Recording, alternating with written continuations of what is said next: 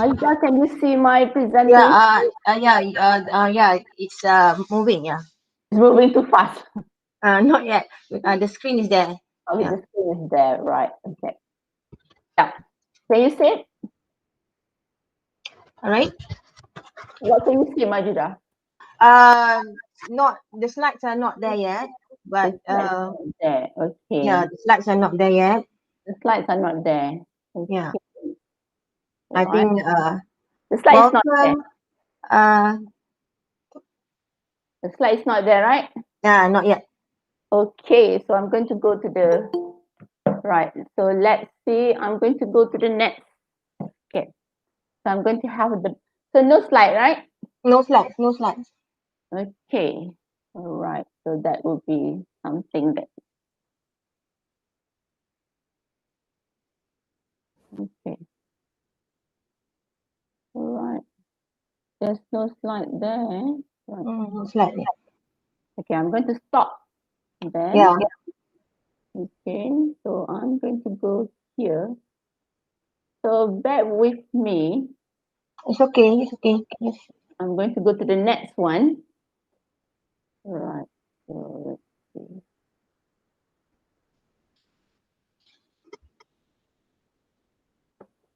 Okay. Okay. Let me see this one.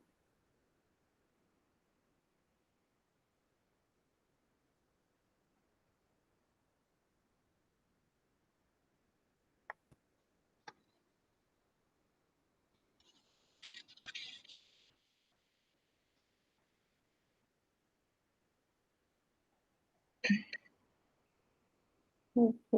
Let me see the.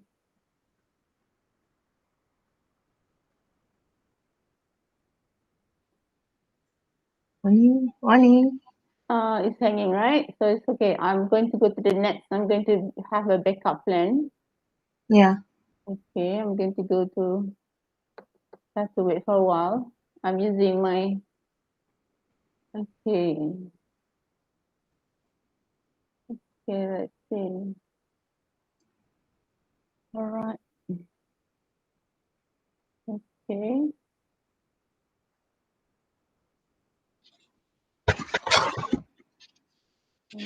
Okay. Yeah. Let me see, Majda. Yeah. You can see. Yeah, I can see the slide. You can see the slide. Yeah, I can see the slide now. Okay. All right. Okay. I think it's already 9 o'clock. Dr. Latisha. So I think we shall start now. Well, yes, we shall start wait for a while. Okay. Okay. All right. Kalau can you hear me, Majda? Yeah, I can hear you. Okay, good. Assalamualaikum Okay. and very good morning, everybody. So I'm so sorry for the delay. So what I'm going to do would be I have two camera here, so I'll be looking at the camera. Okay, and I'm so sorry if I don't look at the camera because maybe I'll be looking at another camera over there. Okay.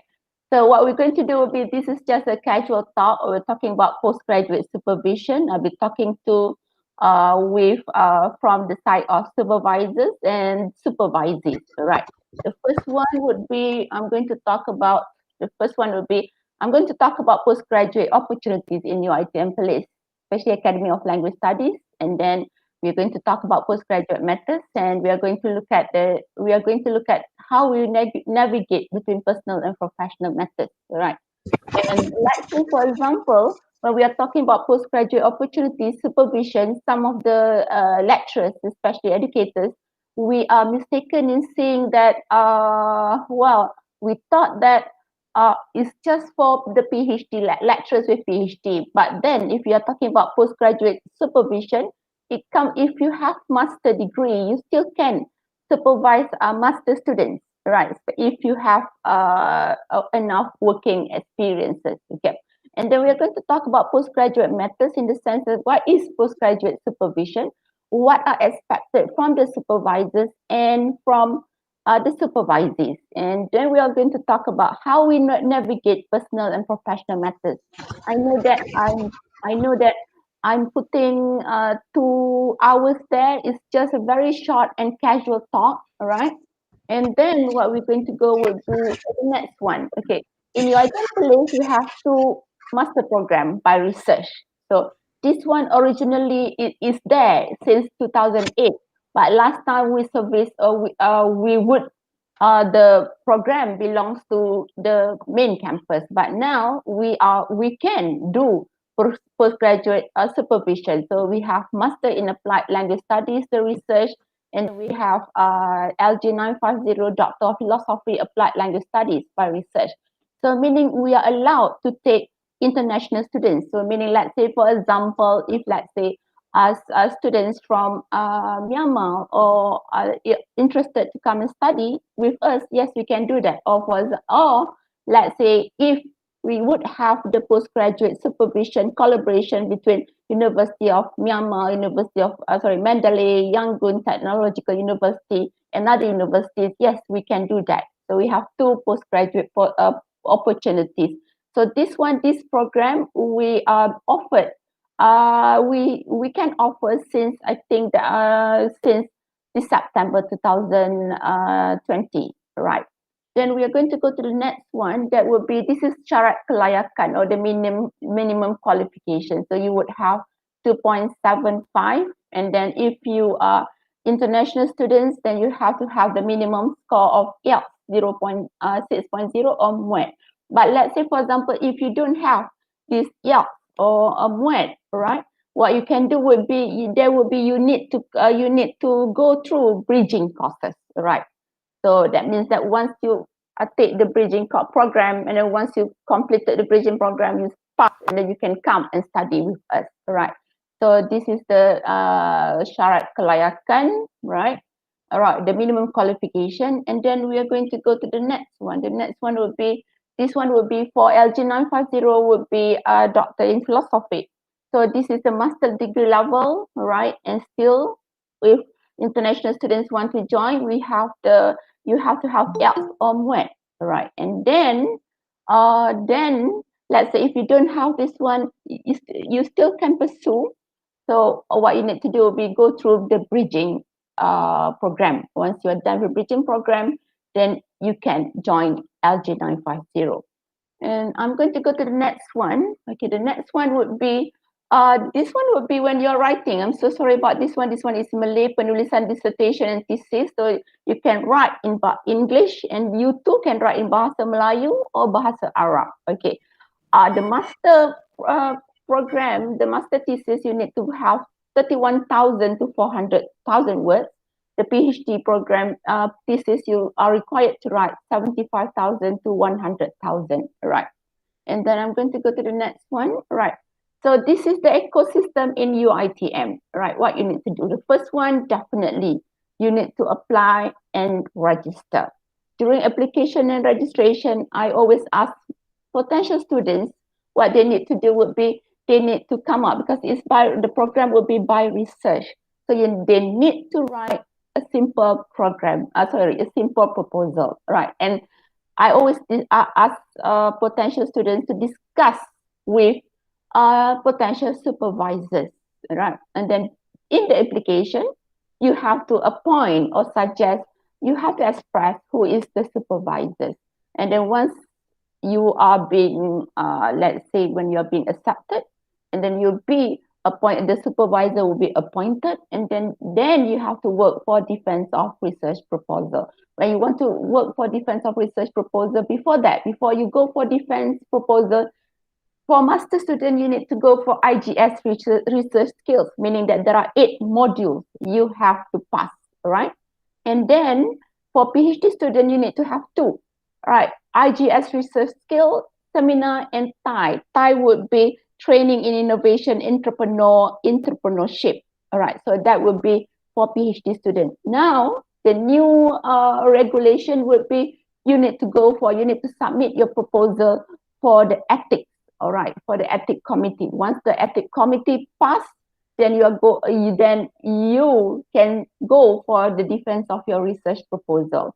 And then definitely after that, once you pass that one, can go to the thesis submission. This is for the viva. And then you'll be appointed, the examiner will be appointed, and the thesis will be submitted for viva. And then then the examiner's report received, then you have the viva, then from the viva you would have the thesis correction, and definitely once you're done with the correction, you're going for format checking and the Senate and EP, you would have the convocation, right? So then I'm going to go to the next one, right? So here, some of my students will be asking me, how long would a master by research? So the thing would be, the minimum would be 2 semesters. 2 semesters will be 1 year, the minimum. But maximum will be 8 semesters, right? For PhD, can finish by 5 semesters will be the minimum. That will be 2.5 years. But then the maximum will be 14 semesters. That will be 7 years. So they would have, then some of the students will be asking me, what's the difference between full-time and part-time student? Full-time students, meaning that if you have that, actually there's no difference, right? But there's a difference between if you want to have GOT. The GOT will be graduate on time. If you are part-time student, even though you finish within well, let's say minimum time, within the stipulated time, you wouldn't get graduate on time, right? So that's the difference. But if you're full-time students, part-time students, you have more semesters to play with, right? So this one depending on your expectation or your liking, all right?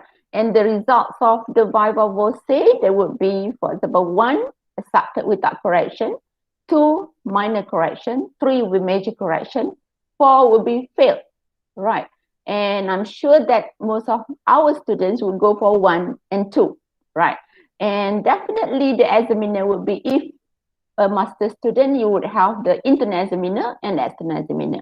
But if you have PhD students, if you are a PhD student, you would have the internal examiner, external examiner that is local, and external examiner that is overseas, right? Why? Because we want our PhD students to be at par with other graduates from other countries, all right? Okay, then, okay. So this is a timeline for GOT. So in Malaysia, we are very particular about GOT. Some of my students, they want to graduate on time.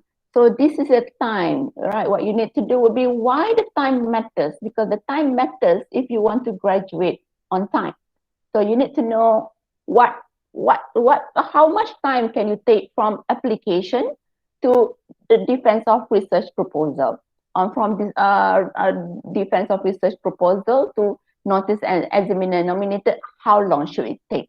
So if you, let's say, for example, this is important for the supervisors and supervisee. If let's say, if as a supervisors, you need to play with the time, because why? Because you want your student, your future student, your student to graduate on time. So there wouldn't be any dilly-dally. And if you are students, you need to know this one, because why? Because then you would keep your supervisors on toe.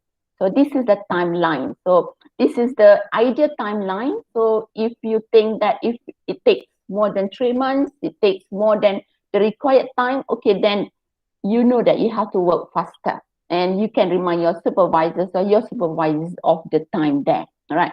The thing that I observe would be, some of the students or some of the supervisors and supervisors, they forget about this timeline. And then, because if you forget about the timeline, then there will be problem when you want to, because some of the students would take time to complete the study, sometimes extending beyond the required time. You must remember something, in your UiTM, if you're doing your PhD, you have to take about 7 years, right? So that the maximum time would be 14 semesters.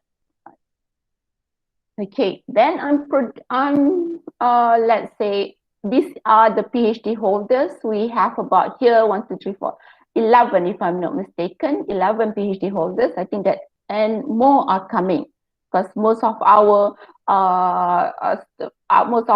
staff, they are doing their PhD part-time and doing on their own. So meaning that we would have more than 11 PhD holders later on. So that this list would be revised okay, as time goes. So what I'm saying would be the department is full of capable people. We have 11 PhD holders, and then most of us or some of us are right now supervising PhD students, master students, right? Okay.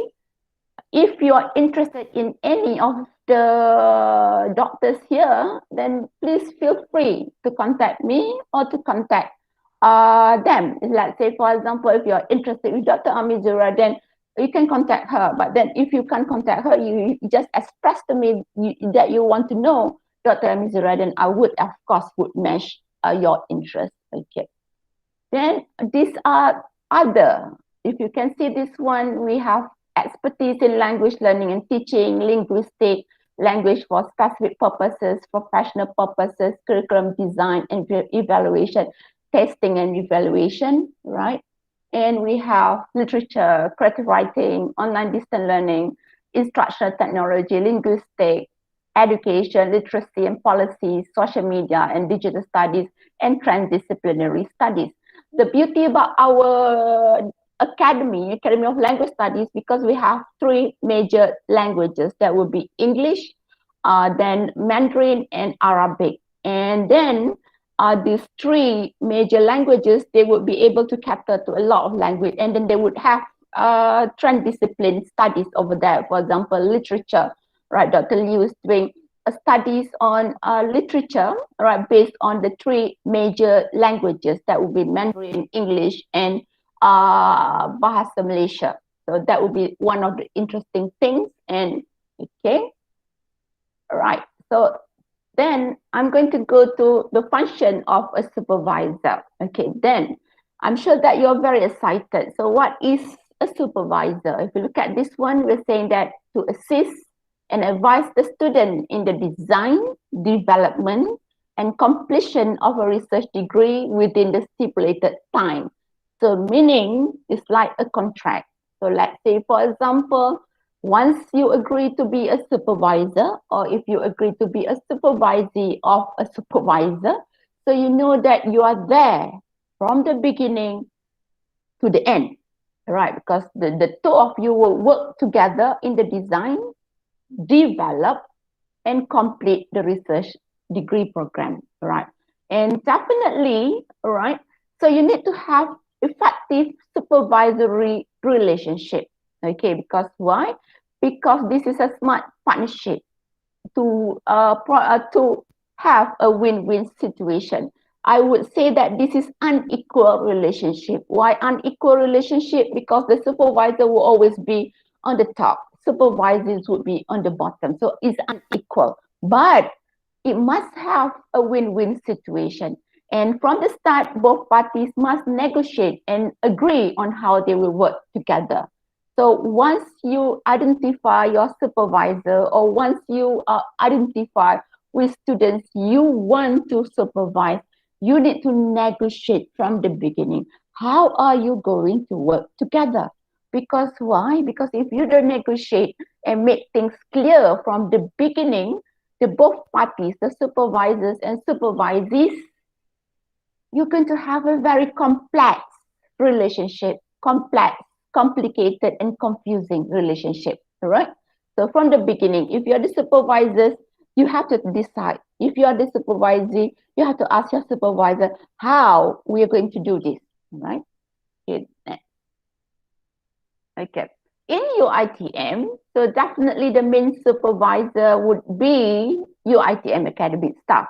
But the co-supervisor can be from UiTM staff or from other universities. Yes, we can have one UiTM academic staff as the main supervisor, and the co-supervisor would come from University of Mandalay, right? Or University of Yangon Technological University, or it can be University of Malaya, right?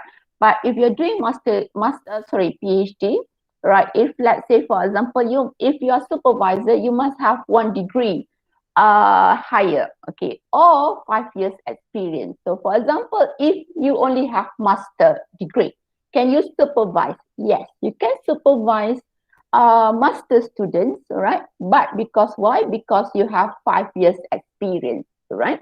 So let's say, for example, if you have PhD, can you be the co-supervisor for if you have PhD? Can you supervise a PhD student? Yes, you can. But there's a clause there.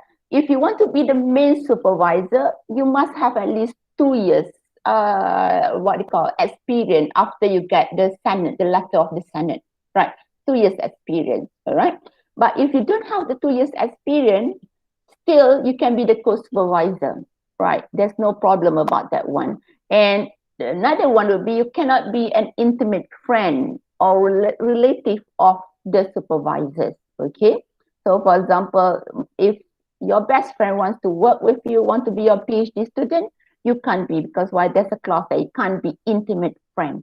And let's say, and if at the same time you are PhD student part-time, but you want to supervise master student, can you do that?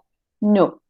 As long as you are not registered, if you registered as a postgraduate student in any of the universities, you can't be the supervisor for master or PhD, right? So this one will be the criteria for UiTM, University Technology Mara. So it would be different from other universities. So let's say, for example, if you want to supervise with, you want to co-supervise PhD student, master students with other university, can you do so? Yes, you can. There's no problem, all right? Okay, then we are going to go to the next one. So this is, let's say, when you're doing your postgraduate supervision, there will be 4 stages of postgraduate supervision.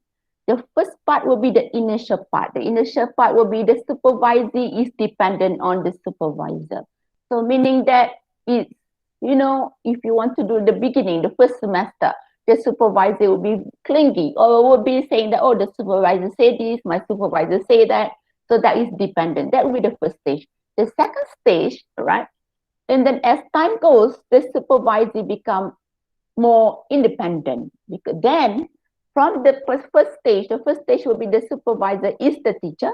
Now the supervisor becoming the coach, because the supervisor become increasingly independent. And the third stage will be become the mentor, right? I think that before this is the third stage will be before the viva, because the supervisor becomes more independent, right? And the last one will be the supervisor, and supervisor become interdependent in peer-to-peer relationship. The fourth stage will be usually after you complete the viva, maybe after the graduation or convocation. So this is the 4 stages of postgraduate supervision. So what I'm saying would be, if you are the supervisor, what you need to do would be, you need to train your supervisor to become more independent as the semester goes. Because why? Supervision, postgraduate supervision is like, what do you call this one? Apprenticeship, right? You are mentoring, right? So in the beginning, they are dependent on you, but at the end, they are becoming independent, right? And they would become a full-fledged researcher. So this is the postgraduate supervision. So if you are the supervisor, you must realize this one. Might be in the beginning, the supervisor would be helping a lot, but as time goes, as the semester goes, the supervisor asks you to become more responsible for your studies. So that's why. Because at the end, you're supposed to be equal, peer-to-peer with your supervisors, right? So then, some of us, the supervisors, we do not know what is the responsibilities, because supervisory is not something that you taught, but it's something that you should be trained. You have to give the guidance and the advice, right? Sometimes the guidance would mean bordering between professional and personal, right? And monitoring the progress of the research. So you got to monitor the students' progress of the research, the reports, the what is, especially you need to know the institutional requirement. You can't just ask the student or the supervisor to know everything, because you are the supervisor. You must know the institutional requirement, what needs to be done before they need to submit the proposal defense, what needs to be done before they want to submit their thesis, right? Because and then how many articles do they need to write in order to submit their thesis. These are the things that you need to know. How many semesters do they have? All right, because why? Because you remember the limits. Certain university they would give 18 semester, 14 semesters, so that would be the one of the institutional requirement. And you need to initiate regular contact. You know how students are. Even though if the students are 50 years old, you need to contact your students, right? Your supervising. So you need to initiate regular contact, all right? And then you need to being aware of the supervisor's developmental needs, because you must realize certain supervisors they don't have good writing skills, and others they need the research skills. So you need to be aware of your supervisor's developmental needs, and you need to give the oral and written feedback on the supervisor's work. And definitely you need to make sure whatever you're doing with your supervisor, it need to be ethical and professional conduct.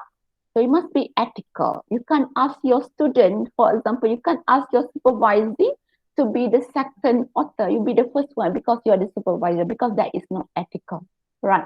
And then definitely you can't ask your supervisor to fetch your laundry, because that is not ethical, that is not professional, right? And definitely you have to advise your supervisors on workplace safety, right? If your supervisor is being bullied, the opportunities given to the postgraduate students and the career development, because right now you are the mentor.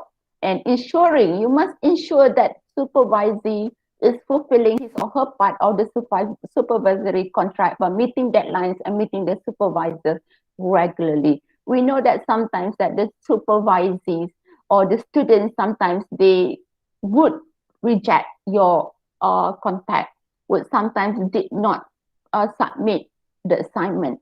So you must make sure that they fulfill their contract. Okay. And then definitely you have to keep a written record of progress. Okay. And then you need to recommending taught courses. There will be a lot of courses. For example, in IPSIS would be the graduate school. We would have the IPSIS enhancement skills seminar, and sometimes the campus would run certain courses. Okay, then you ask your students or your supervisor to attend these taught courses. And then you need to determine when should they submit the thesis for examination. That's why you need to be aware of the timeline, right? And definitely you need to deal with serious or personal or institutional problems, because some of the students they are not able to send the article. Some of the students they have major personal setback, and yes, you need to deal with them, because why? Because you're the supervisors, and you need to structure the meeting. Structure the meeting would be you'll be saying that, okay, I'm going to see you tomorrow. We are going to discuss about, okay, the research design, right? We're going to talk about two possible things. So you need to structure the meeting, and you need to report the meeting. Reporting the meetings would be, you need to have a copy of that meeting. Usually what I would advise would be ask the supervisors to report the meeting to you and look at it. Because why? Because you need to put in the file, or you can put it in the digital portfolio. Because why? Because later on, if you're being sued, or if, let's say, for example, if any misconduct, then that would be your evidence, right? Because you have the meetings, right? And then preparing for supervisory meetings, right? For example, if your students want to come and talk about one, let's say, research design that is not familiar to you, you need to prepare. Okay, what is that? How would I understand that? Okay, what should I do? So you need to prepare too. And definitely you got to ask this, you got, let's say if you have 4 supervisors, all right, what you need to do will be put the students together, or might be the, let's say the university have informal or formal support group, put them together, because then that will give them the support. Or might be you have your own group or support. I mean, all your supervisors put together.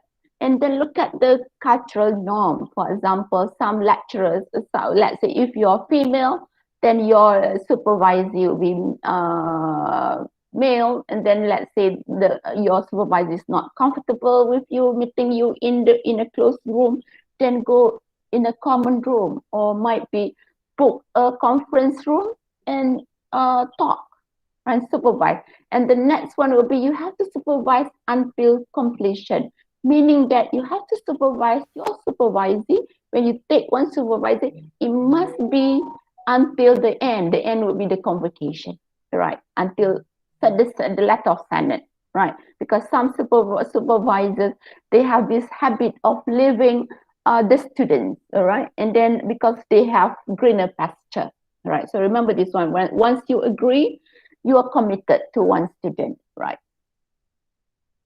And then this is the supervisor's expectation, right? I'm sure that the student expect we to read the draft before supervisory meetings. And it's very, for example, it's very irritating for them when they give it to us and then we don't read. We do say that we don't have time. So this is not professional. To be readily available when there is a need, I think that and you can say that, okay, I'm free during this hour, you can contact me, right? To be collegial, open-minded, and supportive. I know that some of the supervisees, they are very young, sometimes 25, 26, right? Some of the supervisors they are older than us, more experienced. So we need to be open-minded, right? We need to be supportive because sometimes we don't understand the problem that they are having, but we try to be supportive. We listen first, right?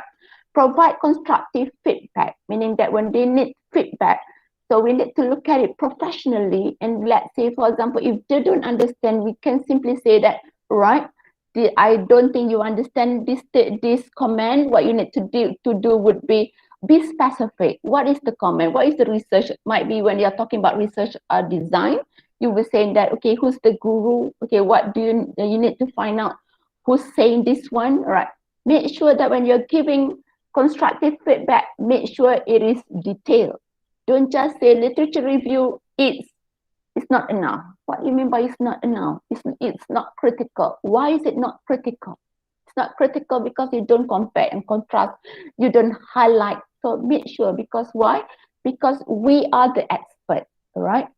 But the students, the supervisee, they have not reached our level yet. So we need to be very clear of what we want them to revise, okay? And then to have clear understanding of the research area. So yes, like it or not, because let's say, for example, I'm a qualitative researcher. So if let's say my supervisor, she or he wants to do quantitative research, I have to study. Because why? Because I have to understand what is the research area. Or for example, if they are doing transmedia or storytelling, or if they are doing persuasive narrative. So I have to read and understand the area. Because why? Because you need to understand, you have to have a depth of that area in order to advise people. And you need to have the meeting, supervisory meeting, that is enabled to exchange ideas. You have to be open-minded. You have to be receptive to ideas. You have to say, okay, tell me more, right? You can't say, I don't think that's a good idea. Because then you know that the supervisee, they are venturing into something that is unknown, that is not known. They are scared. So they need to be supportive. They need to be able to vocalize or verbalize their ideas in a very understanding way, right? And definitely you have to show keen interest in the research that is being conducted, even though you feel that you do not really like the idea, but the supervisor is interested in that particular research, and then you have to be interested. I mean, in the beginning, why do you accept the supervisor if you are not interested in the research, right? And definitely remember, you have to have enough contact members, or let's say network. Because why? Because you need to be able to help them get the job, at least introduce them to the right people, introduce them, push them into the right direction, so they will be able, remember, because once they finish studying, they need to secure the job. So at least you would have you would be able to help them. And you need to be punctual for supervisory meeting. If let's say, for example, this is very critical or crucial. If you say that you're meeting at 9 a.m., you'll be there at 9 a.m. or 8:50. Let's say, for example, if you come at 9:30, if you come at 9:40, the poor students is waiting for you. It's not professional, and I don't think that that's a good conduct, right? Okay, and then this is if you are the supervising or will be joining the group of postgraduate students. So this is the expectation, right? The supervisor's expectation.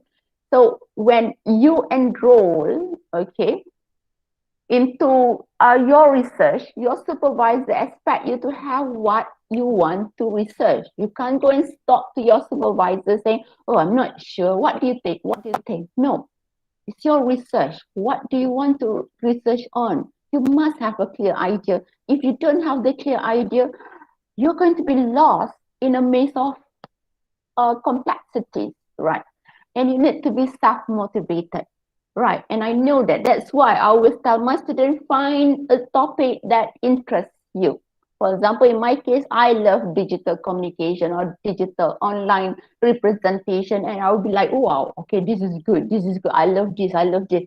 But let's say if you force me to do something on, let's say, management, and I wouldn't be interested on doing that one. So you have to be self-motivated, because why? Because you need to tell yourself, I'm doing this. I'm very excited about this one. I'm so passionate about this research. So you have to be self-motivated. And in order to be self-motivated, you have to be surrounded by people who have the same positivity. And you have to work consistently, because when doing research, it must be consistent, just like running a marathon. You must run, or sometimes you will walk, but you are moving. You must move, right? So work consistently. I know that some of you are doing part-time studies, right? So what you need to do will be, you have to navigate between the family, personal, and professional. So what you need to do will be, might be, if it's a busy day, just what you can do will be download, right? Download the articles, right? Let's say if let's say, for example, or you can write using your using your mobile phone, right? You know, what might be one paragraph or two sentences, three sentences, or might be you're reading one section, right? So as long as you work consistently, and you have to find out which time of the day that you are very let's say you're very productive, might be early in the morning or might be in the middle of the day, right? And to keep appointment for meetings, this meeting with your supervisors, if your supervisor say that I'm going to see you tomorrow at 10 a.m. and you say yes, you better keep the appointment. Because why? Because your supervisors are busy. They would allocate the time for you, you better be there, right? And take responsibility for keeping notes of the meeting. Write down. You don't have to write down now. Record, because you have the smartphone. Record. Because why?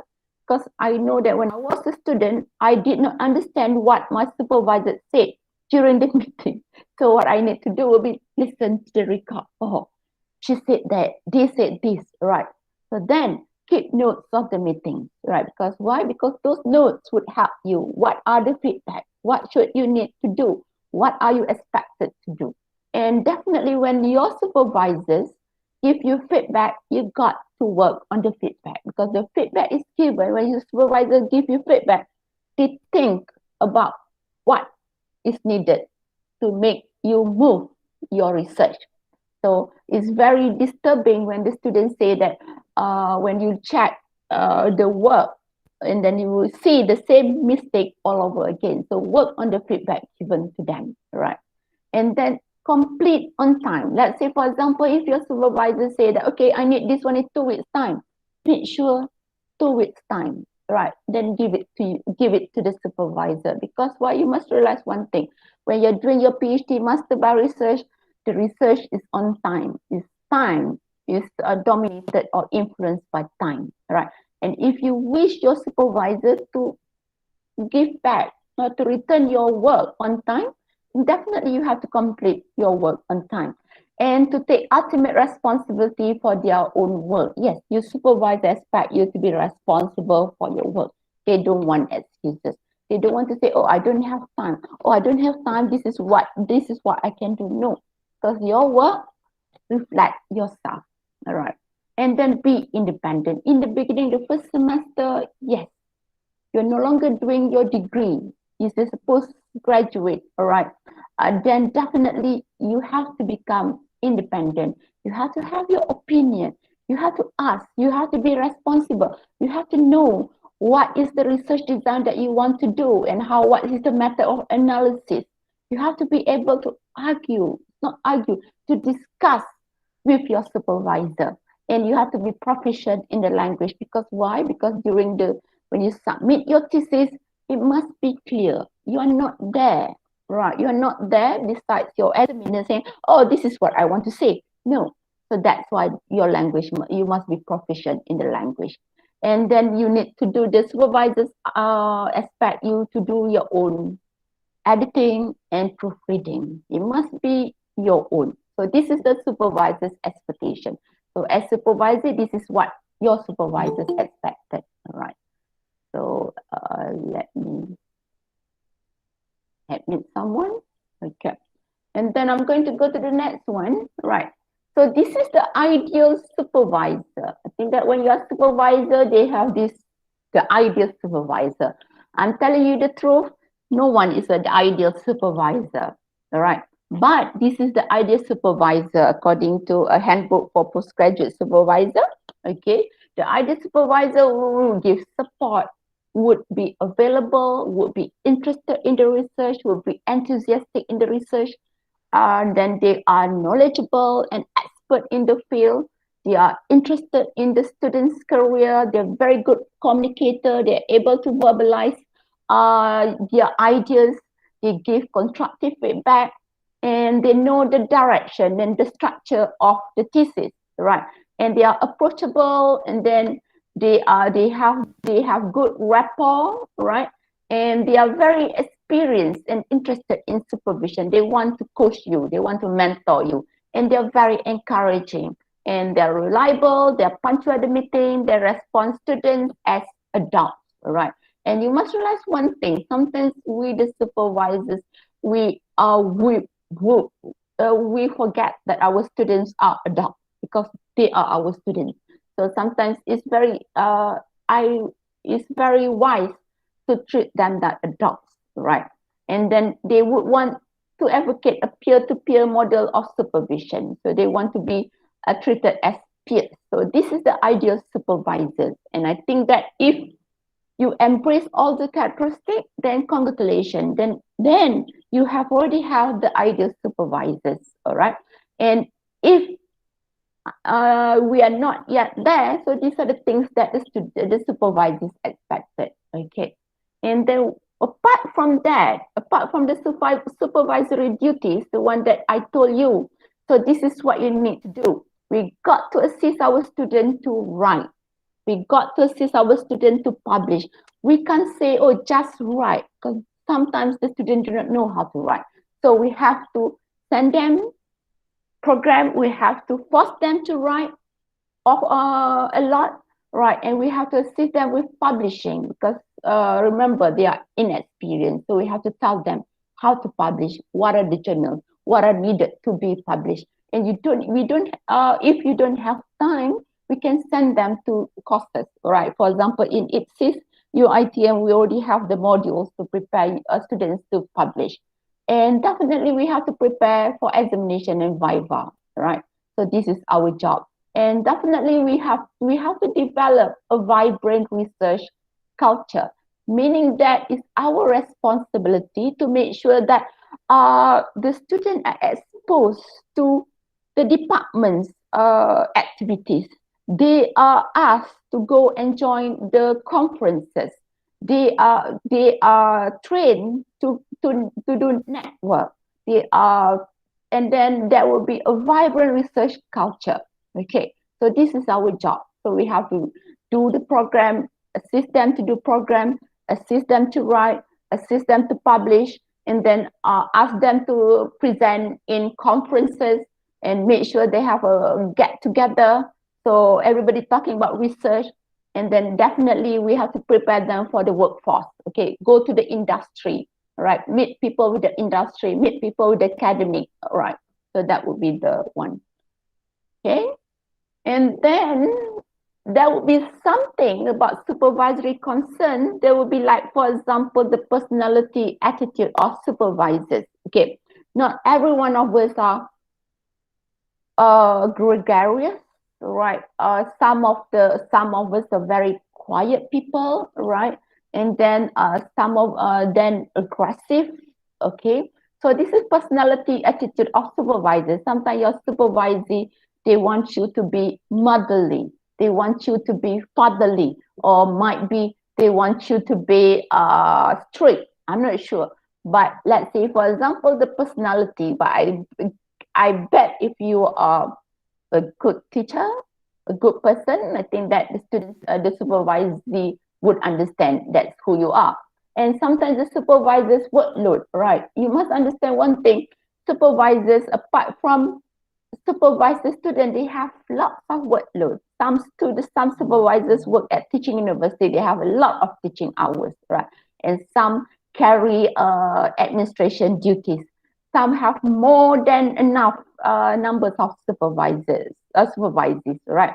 And some supervisors, they don't have supervisory skills, because supervisory skills, this is something that is not taught during their postgraduate programs and so on.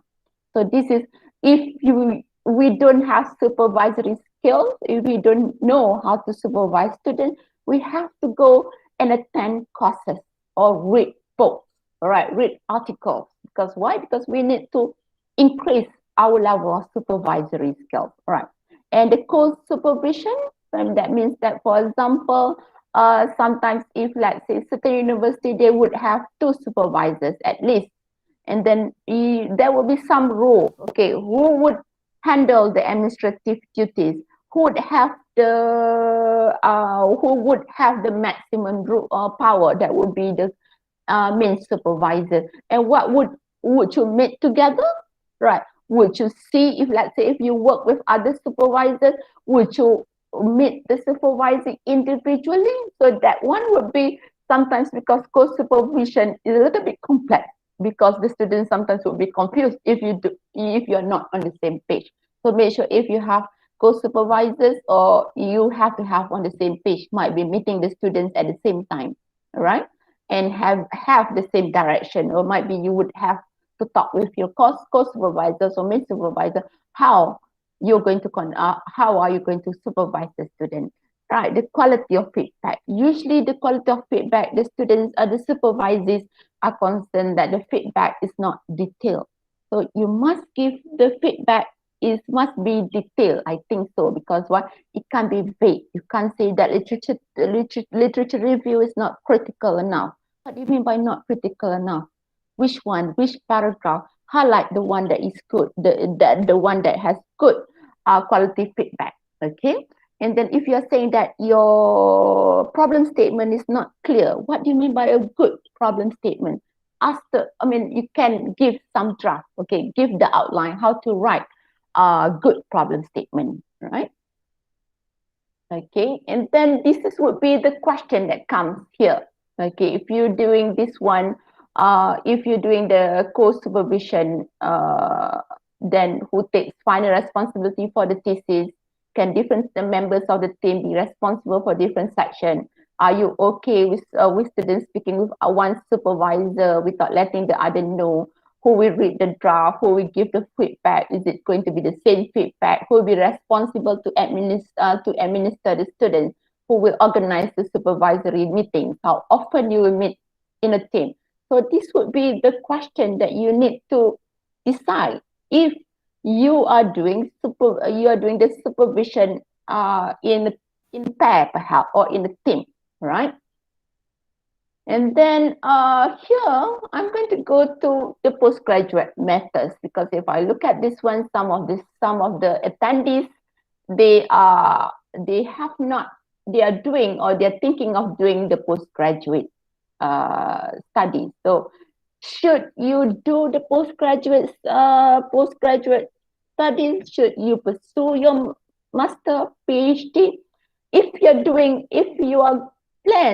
plan to stay in the academic, yes, you should. When would be, when the time is up to you, actually. I think that the quickest the better. What to do? Find out what are you interested in doing. Look at the trend, right? Read the trend, okay? And then are you going to do part-time or full-time? Okay, it depends on the time. How much time do you have? Do you have the money? Do you have the available scholarship, the funding? Do you have the opportunity? And let's say, for example, you must look at your career, right? How fast you want your career to progress? What do you want to do? Do you have time to pursue for full time? Full time meaning that you have to start working. When you start working, you need to find. I mean, do you have scholarship? Would your future employer, would your employer give you time to stop studying, to stop working? Right. So part-time, full-time, it's up to you. It depends on what you want to do. Right. In my case, right, I would say that actually part-time, full-time would not, it would be nice to study full-time. Right. Yes, because you don't have to worry about work. But if you can manage the part-time and studying and working, then do it. Do it slowly but surely. Right. And then I'm going to go to how are you going to find the right supervisors? Okay. Finding the right supervisors, because I can't say how you find the right supervisors, but you have to look at your strengths and weaknesses. Okay. Let's say, for example, your weaknesses would be you are free of what you call casual. You are not stressful. You have difficulty sticking to a deadline. So definitely you have to find a supervisor that put you on track, right? It might be, for example, you can't have someone who talk to you in a very direct or blunt manner. To find a supervisor that is known for diplomacy, right? And look at your future supervisor's expertise, because you want to see what can your supervisor contribute to you and to your career growth. And look at how many supervisee does the supervisor have. So that would be experienced and novice, right? Let's say if you have experienced supervisor, you're lucky because you have the experience. But might be the supervisor wouldn't have time for you because they are so busy with other students. If you find a novice supervisor, might be one thing would be he or she does not have experience in supervising the student, but you are the first one. They would be very proud of you. They will want to pour everything that they know and energy that they have on you, right? And then you have to determine the direction, right? So look, study the supervisors. You can talk to the previous student. You can look at the track, how active your supervisors are or is, okay? And that is finding the right supervisors, okay?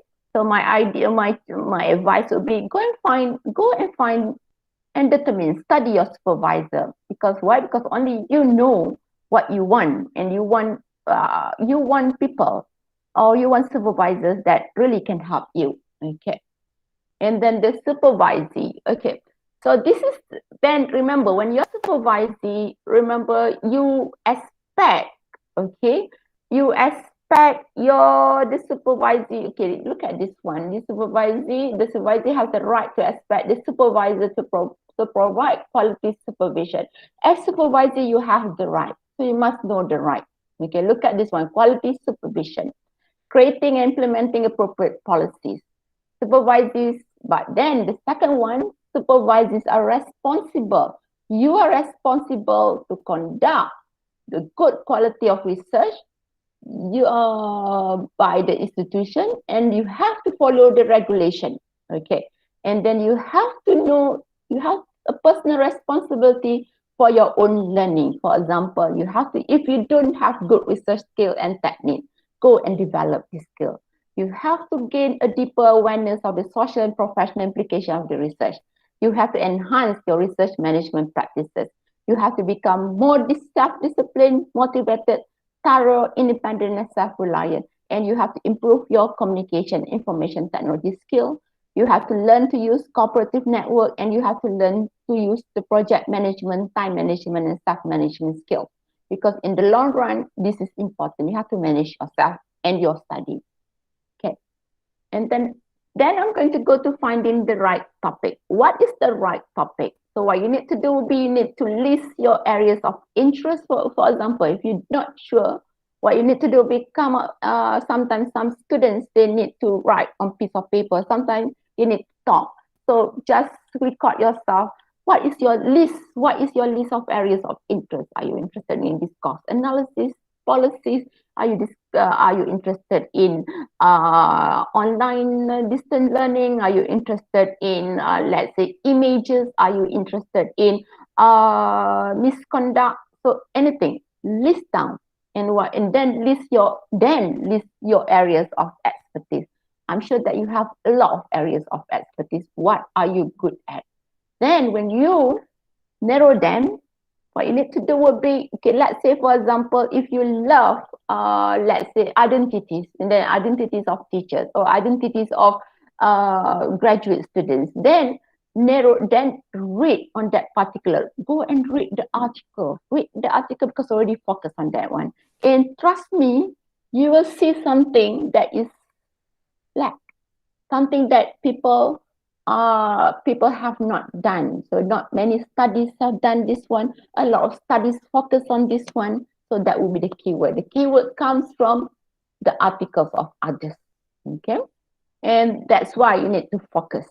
And don't be lost in that maze of information, because you will find out that there will be a lot of things. Remember, you can do your next PhD or next master after you finish the master or PhD. All right.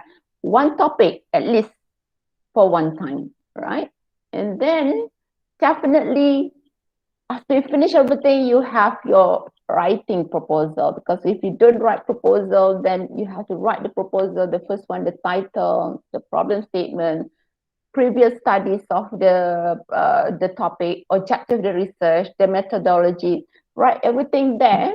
Okay, my advice would be uh, what you could do would be create a word, right? And then just put it the topic, sorry, the subtopic will be that. The title of the research, just put the title of the research, the problem statement, what's the problem statement, literature review, chapter of the research, methodology, and start filling in your writing. So start writing your proposal, because why? As long as the proposal is in your head, you're not going to be able to write a proposal. Once, if you don't write your proposal, then you won't be able to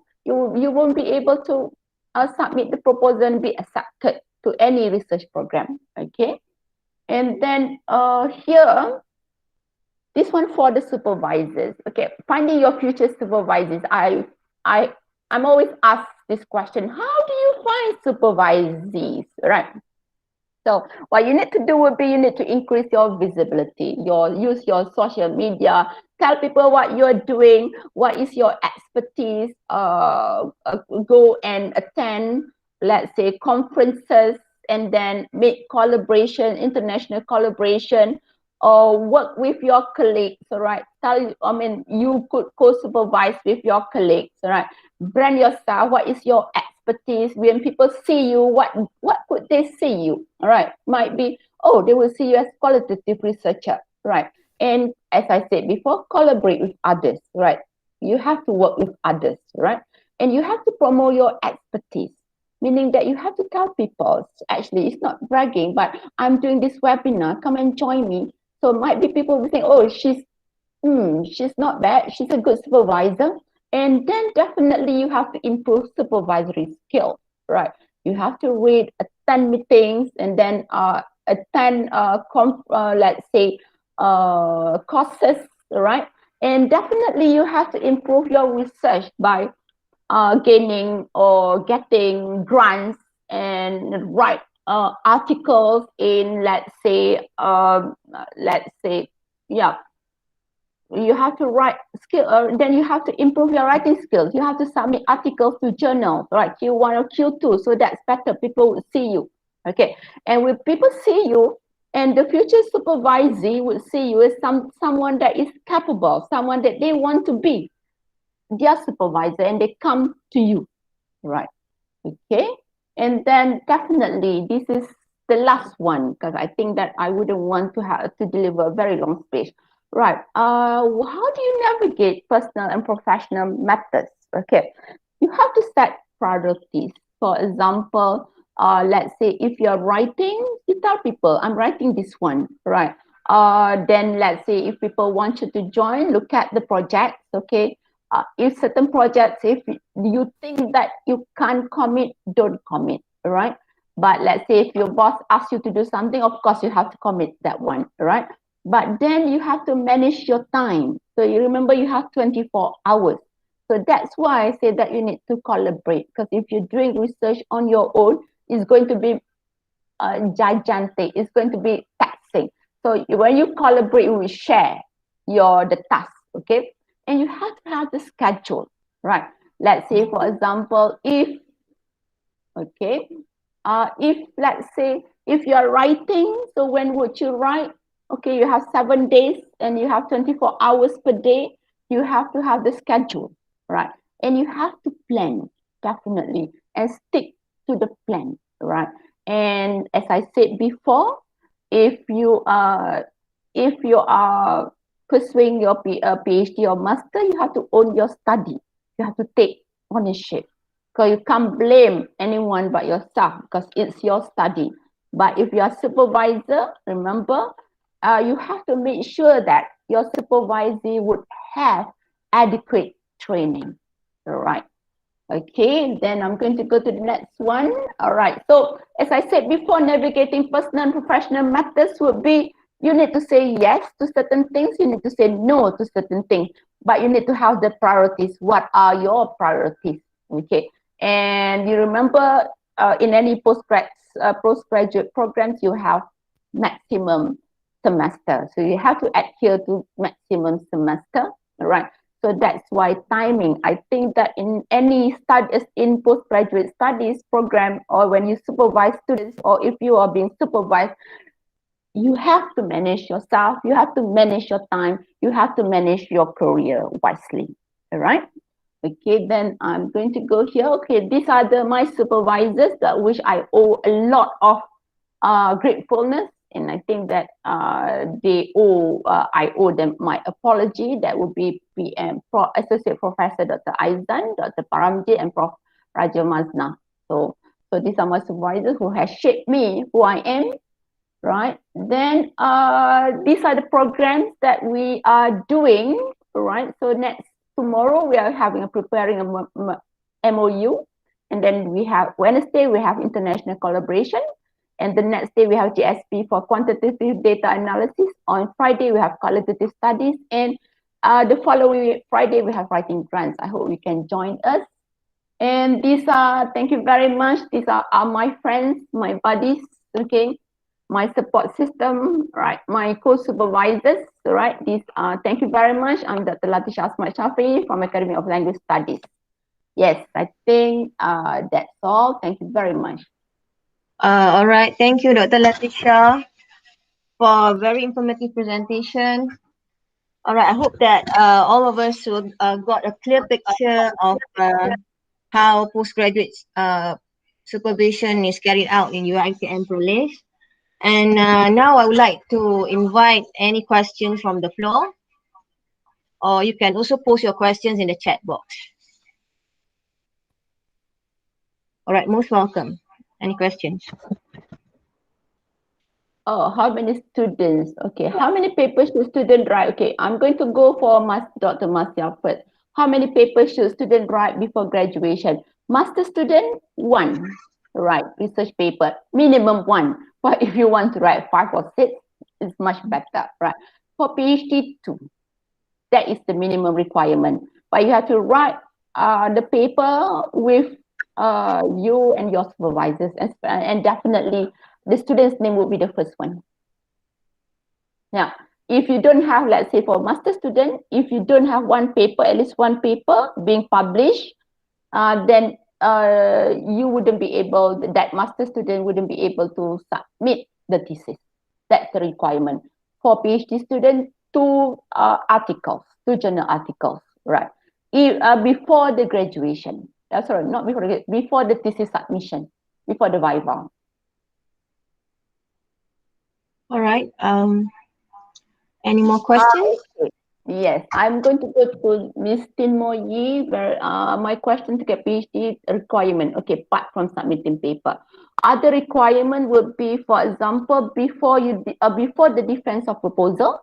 Okay, before a student is able to pass to go to defend the proposal, the student must have, for master student, two requirements. The first one would be the person must go for IPSIS research skill. There are 8 modules. The student must pass that module, those modules, right?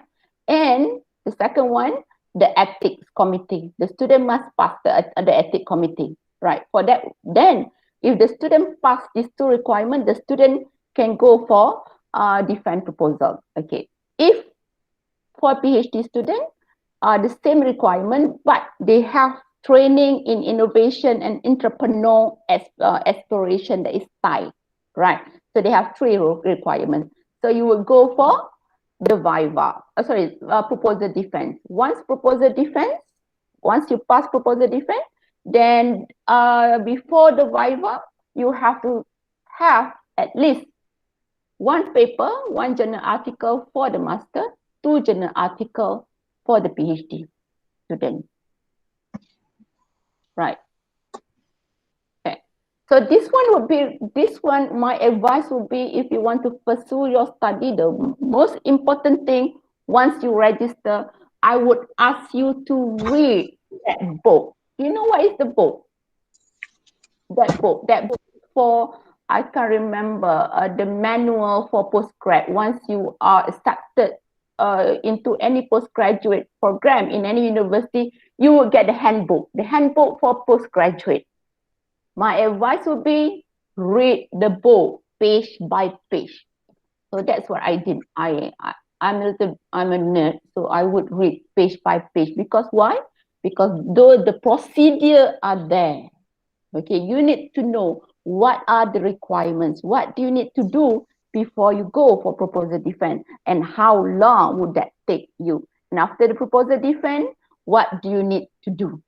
Okay, then after the proposal defense, let's say, for example, another one would be, if you're a master student, you know that after the proposal defense, you can upgrade, you can ask for upgrade to PhD program, right? But you must pass your defense proposal. Okay, within, might be 18 months, the process, then you can be upgraded to PhD program. All right. Any more Any questions? questions, Dr. Latisha? Yes. Yeah. Oh. What is the question? Okay, ethical requirement. Okay, so ethical requirement would be so since September 2020, UiTM has forced not just postgraduate, undergraduate to undergo ethics committee. If the students are conducting any experiment, questionnaire with humans and animals. Plants, not yet, right? But in Australia, I think there's a research committee. So what you need to do would be just fill in the form given by PGIMA, right? And then you fill in everything, all the steps of your procedure of your experiment, and send them to them, right? Send this application to them, this application form to them, and they will look at it. If, let's say, there's minimal risk, then they would just pass. But if there's a risk, you need to present to the committee. This is to ensure, okay, for international students, are they required to be in Malaysia throughout their study period? No. Okay, but they have to be, no, yeah, because we have students who will be here for, let's say, for example, during let's say proposal defense, after proposal defense, because they need to go to their home country to conduct experiment studies, all right, and then, yeah, they are off, and then they come back. And now, because of the pandemic, which is very good because everybody is receptive using the online conferences or presentation, most of the DRP, defense proposal, and the Viva are conducted online. So do I answer your question, Dr. Masya and Dr. Raz? Yes, Dr. Raz is promoting everybody to come and study postgrad with me. Yes. All right. Okay. So we still have time. Yes, I think so. We can ask this one. Yes, thesis can be written in modern languages, which is Bahasa Malaysia, and Bahasa Arab is included in Bahasa Mandarin. I think so, but I have to ask them, right? Yes, they can if they want, right? Because ours will be modern languages, right? And we have a lot of students. Okay, any criteria senior program for? Actually, no, Doctor. No, Miss So, no. There's no limit. I think that the oldest one that we have in ITSIS would be, I think this guy, Dr. Ilyas, if I'm 70 not years old. 70? He's 70 years old. Yes. He's 70 years old and he finished his PhD within 2.5 years. And he's pursuing another PhD. Yeah. Right. Yes. And then, yes, amazing fella. So, yes, there's no time limit. Right. So, my guess would be, yes, we are open to all ages. I think that the older they are, the more focused they are. Yeah, because the young people, they have so much thing to do, so many things to do. So they wouldn't be focused. So the older student, they are more stable, they have experience, and usually they use their experience and their network or their, let's say, their linkages, right, to do experiment, to conduct research and so on. Yes. Any more questions?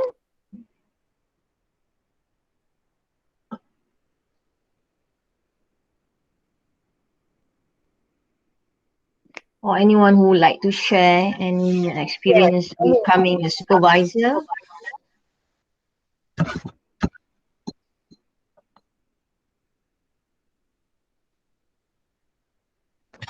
Yes. Anyone?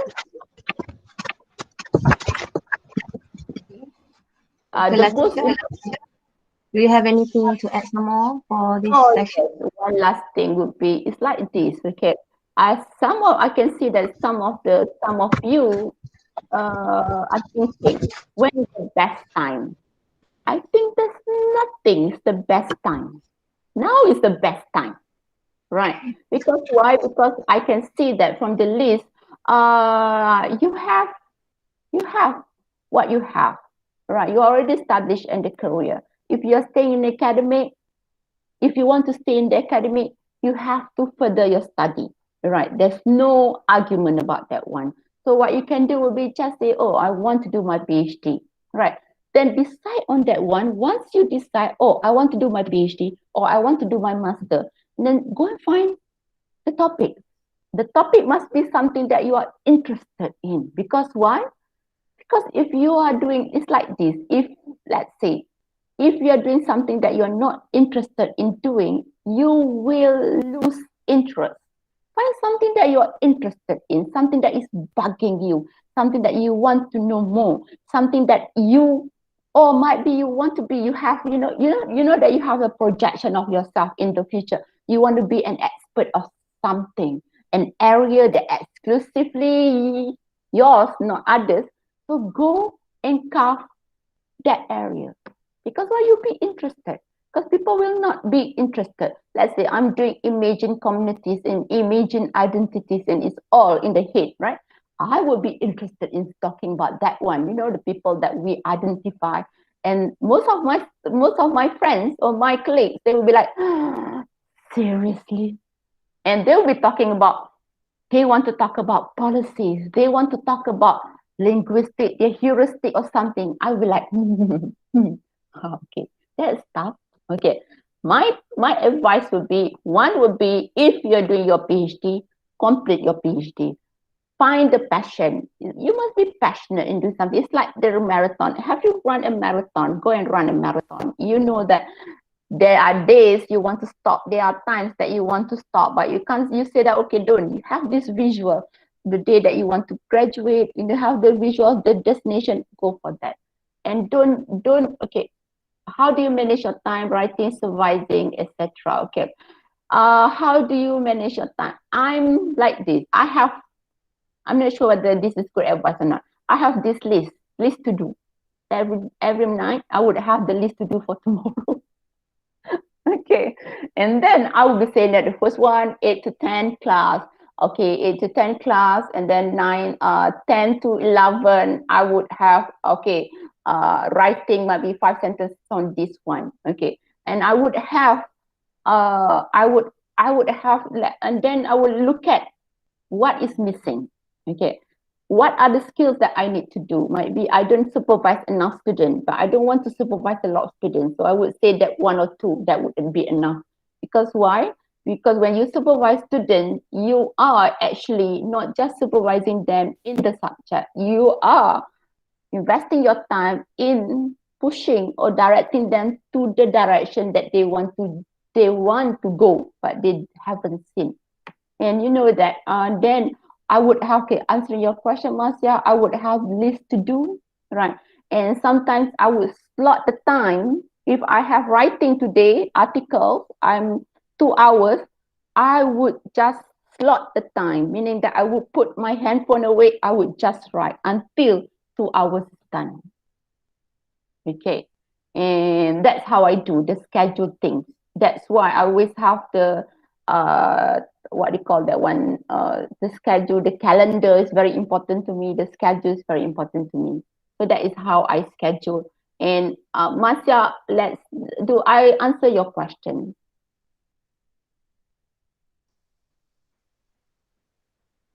Yes, because I did my PhD part-time. So I got to structure my time.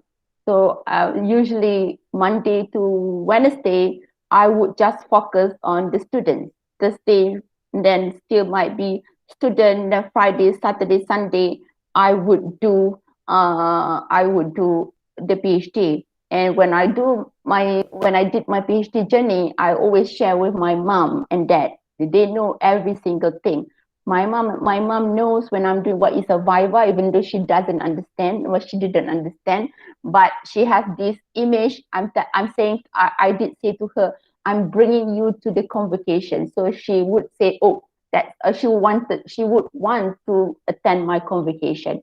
So I think that you need support when you're doing your PhD. You got to tell your spouses, you got to tell your siblings, your family, that you are doing this one. We are into this together.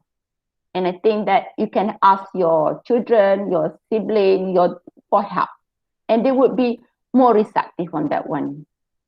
Okay. The time usually, Miss Tin, usually we would give them 1 year extension, if I'm not mistaken. Yes. Yes, the support system, yes, I would want you to talk when you're doing your master or PhD, you would have to have your support system, right? You would have to have friends who can say, yes, you can do it. Or sometimes you want to talk about nonsense thing, you are scared of your supervisors. I remember whenever I saw my supervisor, I could not eat a lot. Okay, why? Because I was too nervous. Okay, because I had to be prepared for a lot of things. But once I finish meeting my supervisor, I would eat a lot. Because what? I mean, it would be tremendous. I would be tremendously relieved. Okay. Yeah, support system is very important. So if you are studying later on, or if you are studying right now, you have to talk to your friends. I mean, you have to have friends who are doing their PhD. And remember one thing, when you're doing your PhD, right, or master, you have to have friends who have finished the PhD and master to read your work apart from your supervisor. Do you know why? Because why? Because you are stuck in that research, and you can't see, and your friend will be saying, what are you saying this one? What do you think? So I'm not sure about this one. But remember, during your PhD or master, you must be receptive to feedback. They're not criticizing you, they are criticizing your work. You want their criticism or feedback, because what? Because this feedback would propel you to better things. Your thesis will be better. Don't be scared, Azira, because why? Because I was scared too. I started my journey at 42 years old, right? So, yes, so don't be scared, because being scared is part of the journey, right? You must remember one thing. You are, okay, if you are mothers, if you are sisters, if you are husbands, right? If you don't want your children, you don't want your sibling, or you don't want, we are teachers, we don't want our students to be scared, right? We want them to be brave. In order to be brave, we have to be braver. When you are scared, that's good. Do it. What's the fun of having or being alive if not being scared? Right. Yes. How do we decide to let the teachers be supervisors? Focusing. Okay. Okay. Yes. Miss So, yes, the teachers can be the supervisors too if they attach to the universities. Because why? The main supervisor must attach to a learning institution. The institution, the one that's going to give you the scroll, right? But the co-supervisors can be from other higher learning institutions. Yes, definitely, if they have the expertise, right? Because I think that usually if they are in the school, I don't think so. But if they are in, let's say that in teaching colleges, institution, yes, they can.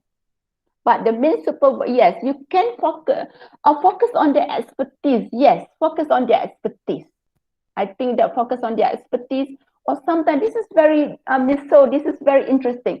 Focusing on their expertise or interested areas, depending.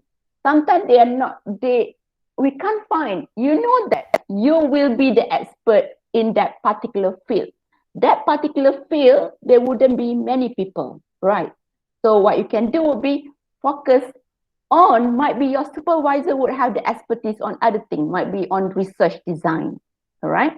But on that particular area, you wouldn't have. Usually, you would have difficulty finding on that one. So I would bank on their expertise, right? Expertise on something, and they are interested in that particular area. Okay, how do we know when to change the supervisor? Okay, I'm going to go to Miss Nazira.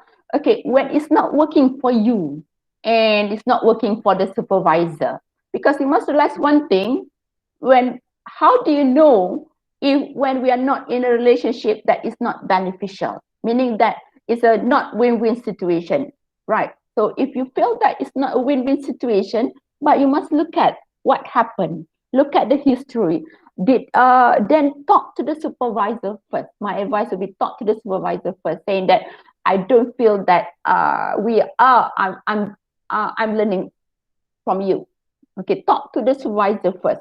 Once you've done that one, talk to your postgraduate school, to the dean, right? And then the proper thing would be to fill in, to apply for the change of supervisors. Yes, we have changes of supervisors, but it must be done professionally. Okay. Yes. Yes, I'm so excited, isn't it? Okay. Yes, it's doable. Don't think too much. Okay. Because I always feel that if you are scared, that is good. Because why? Because there must be one thing. If you are scared, what I want you to do will be, if you are scared, right, we have to accept the fact it's scary. Okay? Let Dr. Ras say, is it doable? Yes, it's doable. How to fight? How to decrease the fear? What you can do would be start researching. What are the areas? Start writing. Start talking to people. Hey, I want to do my PhD, right? But I'm scared.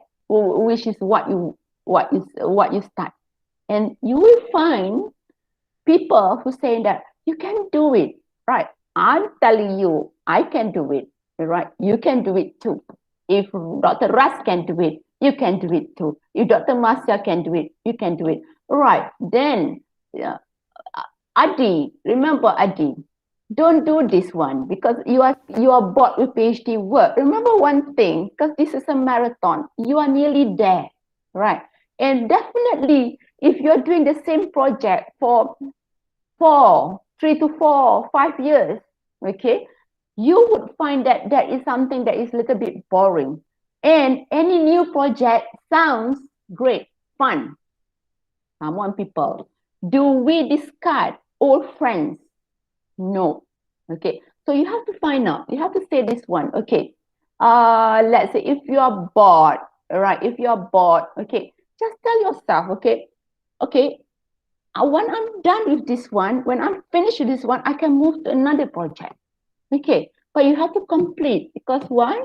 Because that is the usual problem that students have, PhD students have. 4 years, 5 years, 3 years time, they are bored with the project. Normal. It's normal. Why? Because new things look exciting because it's new, right? But remember, you got to stop. Start doing it, stop. Start doing it, stop, and start another one. If you're bored, Adi, okay, this is my suggestion. I would write a lot of things. Okay, the first one, I'm writing my thesis. Let's say I'm writing my thesis. I'm bored with my thesis. I'm writing a short story. I'm bored with this one. I'm writing a poetry. I'm bored with this one. I'm writing this one. Right. But remember, the focus would be your thesis because you need to start doing it, stop. Okay. And remember, as any race, you got to stop. But before you stop, you got to give all you have. Okay. All right. So. All right, Dr. Letitia, thank you. Now it's nearly 10:30. We still have half enough hours actually. But I think Dr. Letitia has already finished her presentation. And are there any more questions? My answer will always be like this. What do you want to do? If you're doing your PhD, complete it, right? Regardless of any disturbance, turbulence, just say, hey, this is my life. Because why? At the end of your PhD, you have a great story to tell, right? You have an adventure, right? If you haven't stopped, right? You know that you are a lecturer at a university. There's no way you cannot do your PhD. You have to do it. If you want to do it, make it fun. Let the adventure begin. And another one would be ask your friends to do it. Okay, let's say, for example, Azira, ask Siti Sarina to do it, and ask a lot of people to do it. If you are tortured, if you are going to be tortured, why not let your friends being tortured too?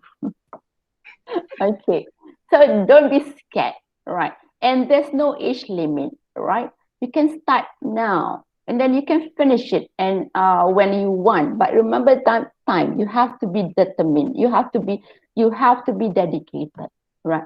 And you have, because this is your life. If you don't want to do it, that would be fine too, right? Because what in the end is your choice. But of course, because mine will be postgraduate supervision, I'm telling you, do your PhD, do your master. Don't be scared, right? And you must realize one thing, at the end of your PhD or master, you would be, I think, get receptive to a lot of criticism, because I think that during my PhD, my work was being criticized a lot. So it was like, this time it was like, oh, is that a criticism? That's good. It's a feedback. That's good. What else? So you become more open to criticism. Because why? Because the persons, the supervisors who provide the feedback, they are not criticizing you. You must realize one thing, you must differentiate between your work and yourself. It's not personal. And you want people to criticize or to give feedback on your work. Because why? Because you want your work to be better. You want your work to be the best. Right. And Right. And you have to talk to your supervisors, because not all supervisors, supervisors are human too. And we are not born gregarious and like to talk. Sometimes we are shy. I'm an introvert, because people don't believe that I'm an introvert. It's very hard for me to start a conversation. But you need to do that. But you have to tell your supervisor if it's not working. I don't understand, right? I don't understand. This is the comment I don't really understand. Can you help me?